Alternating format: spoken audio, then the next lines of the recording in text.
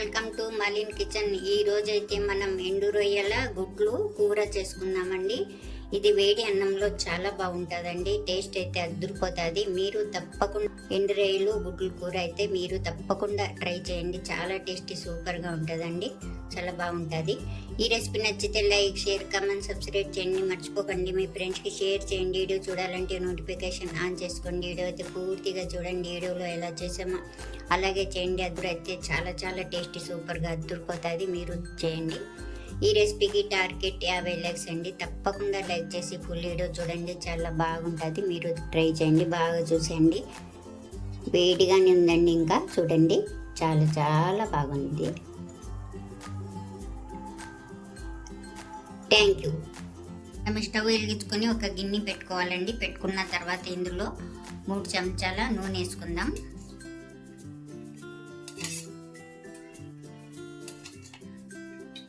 ఏడెక్కాలండి. బాగా నూనె ఏడెక్కింది. మనం చూడండి, ఒక పెద్ద సైజు ఉల్లిపాయ అయితే నేను కట్ చేసుకున్నానండి సన్నగా. ఇందులో వేసుకోవాలి. అలాగే ఒక పచ్చిమిర్చి అండి మనం కారాన్ని పెట్టేసుకోవాలి. బాగా ఇలాగే వేయించుకోవాలి. ఇలాగ వేగిందండి. మనకు ఉల్లిపాయలు ఇలాగ వేగిపోయినాయి. ఇప్పుడు ఇందులో మనం ఎండు రొయ్యలు నేను కడిగి శుభ్రంగా పెట్టుకున్నానండి. ఈ ఎండు రొయ్యలని మనం ఇందులో వేసుకోవాలి. వేసుకొని ఇవి కూడా మనం ఉల్లిపాయలతో పాటు వేయించుకోవాలి బాగా. ఇలా వేగిన తర్వాత మనం ఇందులో చూడండి 1/2 చెంచా అల్లం వెల్లుల్లి పేస్ట్ వేసుకోవాలి. ఫ్రెష్ వేసుకోవాలండి. వేసుకొని ఇది కూడా దీంతో పాటే వేయించుకుందాం. ఇలా వేగిపోయిన తర్వాత మనకు ఉల్లిపాయలు, ఎండు రొయ్యలు, బాగా అల్లం వెల్లుల్లి పేస్ట్ కూడా. ఇప్పుడు మనం ఇందులో ఒక టమాటా అండి, నేను టమాటా మిక్సీ జార్లో వేసుకున్నాను. వేసుకొని పేస్ట్ చేసుకొని ఇందులో వేసుకోవాలి. టమాటా కూడా మనకు వేగిపోయిందండి. ఇప్పుడు మనం మసాలాలు వేసుకుందాం. తగినంత ఉప్పు వేసుకోవాలి. అలాగే 1 చెంచా ధనియా పౌడర్ వేసుకోవాలి. 1/2 చెంచా పసుపు వేసుకోవాలి.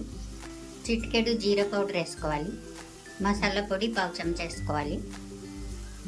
1 చెంచా కారం వేసుకుంటున్నానండి. కారాన్ని బట్టి వేసుకోవాలి. వేసుకొని మనం బాగా కలుపుకుందాం. కారం మనం ఎంత తింటామో అంత వేసుకోవచ్చండి, మన ఇష్టం. తక్కువ తింటారు కాబట్టి నేను 1 చెంచా వేసుకున్నాను. మీరు కావాలంటే ఎక్కువ వేసుకోండి. ఇందులో అంత కొత్తిమీర వేసుకోవాలి. ఇలా వేగిన తర్వాత మనం ఇప్పుడు మనం నీళ్ళు వేసుకోవాలి. ఇందులో 1/2 గ్లాస్ వేసుకున్నానండి నీళ్ళు. 1/2 గ్లాస్ నీళ్ళు వేసుకున్నాం కదా. బాగా కలుపుకొని మనం మూత పెట్టి ఒక 3 నిమిషాలు ఉడికనిస్తామండి. మనం చూద్దామండి. 3 నిమిషాలు అయితే అయింది మనకు. చూసారా, ఇలాగైతే బాగా సరిపోయింది. ఇప్పుడు మనం ఇందులో మరి కొత్తిమీర వేసుకుందాం. వేసుకొని ఒకసారి అయితే ఇలా కలిపేసుకుందాం. ఇప్పుడు ఇందులోకి మనం చూడండి, మనం 3 గుడ్లు తీసుకున్నానండి. తీసుకొని ఈ పగలగొట్టి మనం ఈ కూరలో వేసుకుందాం. ఇలాగ మనం పగలగొట్టి వేసుకోవాలండి. 2 అయితే వేసుకున్నాను. ఇది 3వ గుడ్డు అండి. మనం ఇలాగే తీసుకొని వేసుకోవాలి. ఎందుకంటే పగలగొట్టి ఇందులోనే వేస్తే ఒకటి బాగుంటుంది, ఒకటి బాగోదు కదండి. అందుకే గిన్నెలో పగలగొట్టుకొని వేసుకోవాలి. ఇలాగ వేసుకున్న తర్వాత మనం బాగా ఉడికించుకుందాం. చూద్దామండి, మనం ఒక 3 నిమిషాలు గుడ్లు వేసిన తర్వాత అసలు కలపలేదండి చెంచాతో. మనం ఇప్పుడు ఇది ఈ పక్కకు తిప్పుకుందామండి. గుడ్లన్నీ ఇలా తిప్పేసుకోవాలి. చూడండి, ఈ పక్క కూడా మనం గుడ్లు తిప్పుకున్నాం కదా. ఈ పక్క ఒక 2 నిమిషాలు 3 నిమిషాలు అయినా ఉడకాలండి. గుడ్డు బాగా లోపల దాకా ఉడకాలి కదా. ఇలాగే మనం కొత్తిమీర వేసుకుందాం. మళ్ళీ మూత పెట్టి ఒక 2-3 నిమిషాలు చూద్దామండి. 3 నిమిషాలు అయితే అయిపోయింది. మనకు బాగా ఉడికిపోయిందండి. చూసారా, గుడ్లు కూడా మనం కొద్దిగా కొత్తిమీర అయితే వేసేసుకుంటున్నాం. అలాగే చూడండి, మాకు గ్రేవీ కావాలండి. వద్దు మనం గ్రేవీ అంటే మనం ఇలాగే బాగుంటుందండి. ఇలాగే చేసుకోవచ్చు. అయిపోయింది. స్టవ్ అయితే ఆఫ్ చేసేసుకుందాం మనం.